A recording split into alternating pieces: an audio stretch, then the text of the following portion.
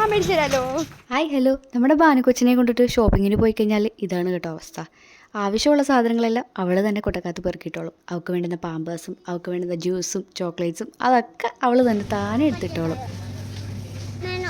വീട്ടിൽ നിന്ന് ഇറങ്ങിയപ്പോൾ തന്നെ ഞാൻ പറഞ്ഞിട്ടുണ്ടായിരുന്നു അവിടെ ഇത് വേണം അത് വേണമെന്നും പറഞ്ഞിട്ട് ബഹളം വെക്കരുത് ഭാനുക്കുട്ടാന്ന്. പക്ഷെ ബഹളമൊന്നും വെച്ചില്ല, മിണ്ടാണ്ട് എല്ലാം പെറുക്കിയിട്ടതേ ഉള്ളൂ. വേണ്ടേ? അതെന്താ വേണ്ടാത്തെ? ഏത് മതി?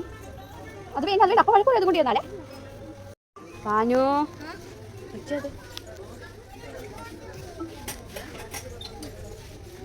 നമ്മുടെ പൈസ ഇല്ല. അപ്പം എന്ത് ചെയ്യും? എന്താ എന്താ കൈക്കൂലിയാണോ? എന്നാ എടുത്തോ എടുത്തോ എടുത്തോ എടുത്തോ എടുത്തോ. മിഠായി വേണ്ടേ?